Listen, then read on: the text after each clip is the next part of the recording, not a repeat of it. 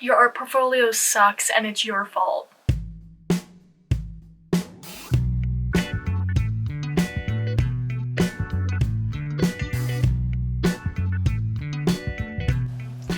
Okay, that might have been a little harsh, but it kind of might be.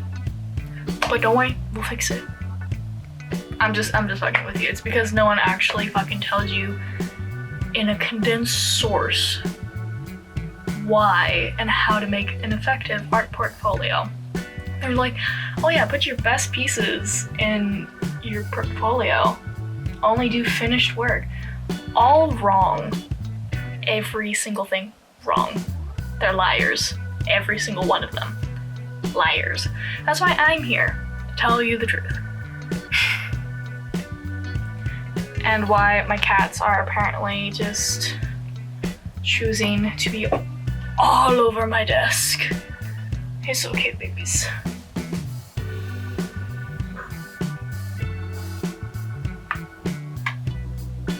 Cats. Okay, please go down here. So first off, how big should your art portfolio be? How many pieces should be in it? I've seen so many people be like, oh, it should just have everything that you're proud of, all your good work in it, shove as much as you can into it. And then on the flip side, I've seen people put only 3 things.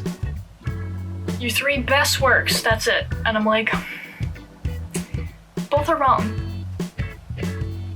Do not listen to either of those people. It is in the middle. Your art portfolio should never be more than 20 pieces. Never. So I'd say usually it should be like 15, maybe 16. That's a little pushing it. But if you really have a wide variety of things that you cover in your portfolio, 20 is the max that you should go through.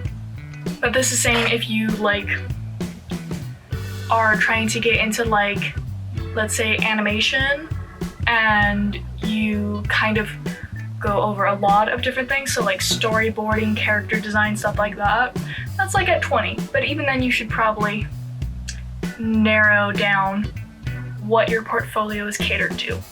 But that's all of that, you know. So another lie, your portfolio should have only finished pieces, the best of all of that, fully rendered everything. No. This is like quite a big thing that professionals in the industries have been like, hey, they don't need to be 100% complete. We just need to see that, one, you're creative as hell, so you can think outside of the box. That is the main thing that I have learned over the years and listening to professionals and stuff like that. They want creative thinking over technique. The technique should also still be there, obviously, but creativity comes like here, technique comes here, because technique can always be learned. Creativity and thinking outside the box is something that you can kind of learn it and you can kind of teach yourself, but it's also something that you just need to tap into, like your inner child, and just be like, what would younger me want to make in a superhero? And then your middle school self is like, my half angel, half demon OC, you know. Tap into your cringy middle school self and see what you can come up with, because it might just be the thing that lands you a fucking job. Before I said like your portfolio, if you cover a wide variety, you should get like 20 pieces so you can like fully cover that. But at the same time, you should also kind of niche down and cater your portfolio to what industry you want to go into. So me personally, my portfolio that I am working on currently, because yeah, I'm a bit of a hypocrite, I'm working on my portfolio, but this is from research I've done, the mistakes I've done in my past one that is buried somewhere deep in the interwebs, that like website hosting and stuff. It's just buried and it's fine. But you should be catering your portfolio to what industry you want to go into. So mine personally, I'm catering it to go into comic creation and comic making and stuff like that. Do I think I'll ever actually get into like a big shot comic like thing? Words escape me. This is why I draw mainly and writing is more of a hobby. Because words are hard, especially for someone dyslexic, but here we are. Comic publishing house. Do I think I'll get into one? Maybe one day. I hope one day. Like, if I could also like get into like DC as well one of these days, I'd be so fucking happy. Cater your portfolio to the industry you want to get into and the job you want to do. Tailor it to that, and what I mean by that is go through artists who are in your industry that you want to go into, look at their portfolio that got them the job, and start fucking copying. Don't copy obviously like all of it, but what they're doing. So like, you want to be an environmental artist for insert animation company or comic company or art thing, okay? What do? You go to like a few of their artists that are in those industries, go into their portfolio and goes, okay, well they have trees here, they have skylines, they have buildings, they have fantasy stuff over there, and then you start drawing that. Even if you're not good at it, you should draw it more. Because, I've put off doing backgrounds for so long and I am suffering the consequences of my actions. While also on the topic of, experimenting and stuff like that, and like, yeah, you should also have sketches and like creative stuff in your portfolio. You should also throw in the things that you do excel at, because having only experimental stuff makes it look like your technique is just garbage and out the window. So what you want is, you want to balance it, just have it on even playing fields, maybe a little bit more creative and experimental stuff, but you do also want to show that you can, in fact, draw, and not all of your sketches stay sketches, basically. Unless you're doing like storyboarding. That is the proper terminology that I was thinking of. Thumbnailing is completely different. That is the beginning draft stages of a piece, of comic paneling, of stuff like that. My brain is dumb, and I'm trying my best. Be nice to me. Really, Seti? She's like, yes. Okay, so while talking about things you excel in and also experimental stuff, your portfolio should also be diverse in many different ways. So if you really excel in one thing, which is like bust front-facing people, work on that before you actually make a portfolio. You need to do more than just bust head, like, that's it. Like, that's not gonna get you a job unless you're like a police sketch artist and they don't want like anime cartoon characters, so like, you know what I mean. But your portfolio should be diverse in subject matter to the industry you want to go into, and also if you're specifically a character artist, concept artist, your characters need to be diverse.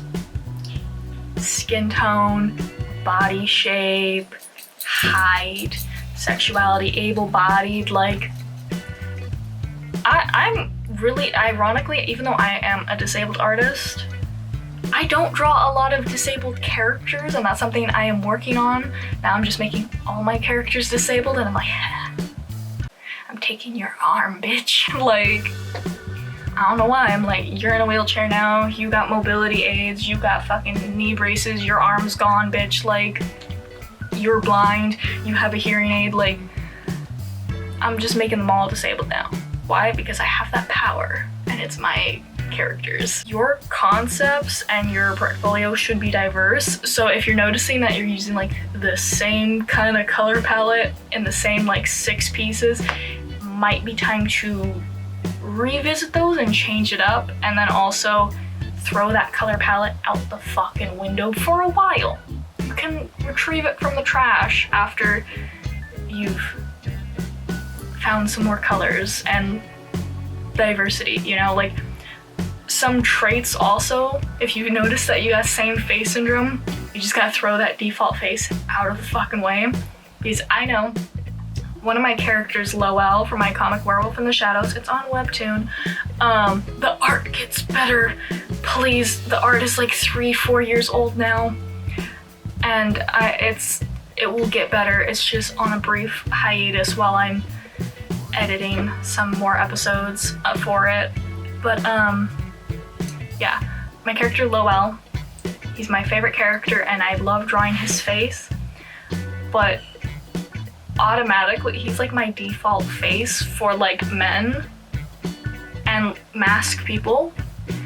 So like a lot of the background characters in my comic kind of look like Lowell. So it's just now a running gag in my head only that everyone in the town is basically his fucking cousin. Because there's just so many. And I already knew his family was big, so it's just kind of funny that they're just everywhere, you know? But whatever. Your portfolio should challenge you. If it's everything that you're confident in, most likely it's things people have seen before and over and over and over again, and there's nothing really eye-catching about it. Because if you're comfortable in it, most likely other people are as well.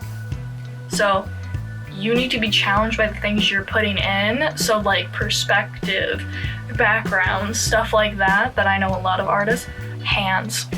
Draw the fucking hands. Like, there's so many times where I'm just looking at some hands that I drew and I'm like, I definitely need to focus more on you. But I don't want to. But here we are. Portfolios are the places to be challenged in with your art. So make it dynamic. Don't just make it a bunch of characters. Like, if you're a character artist, obviously you want like a T-pose, like turnaround sheet at some point, but like not all of them should be the same exact thing over and over again.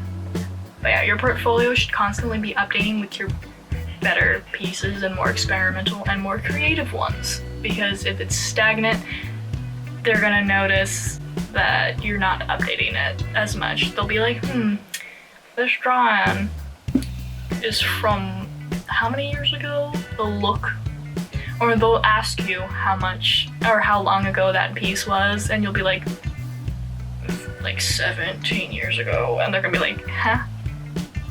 Can you even draw anymore? So you gotta show constant improvement as well. And lastly, your portfolio should not only be on social media. You need your own website and you need to print your portfolio. I say also print it because so many people have it online. Hello, Salty. I say print it also because so many people have it online but then not physical. But if you're going to like a convention or a job interview, that can actually set you apart. Not all of them will appreciate like having a printed version, but at the same time, giving them something tactile to like hold and look through, it will go a little better, I promise. But yeah, you don't also want it on social media because social media, it's not the best. And also, ArtStation portfolios aren't really the best for it. So like, you would want free alternatives probably, unless you want to pay for it. So like getting your own custom website, you can like pay someone to do it. You can do it yourself using multitudes of different sites that I'm not gonna say because I'm not sponsored. But yeah, you just need to figure out what places or what companies you want to support to make your own website. Because yeah, it is definitely needed nowadays to kind of.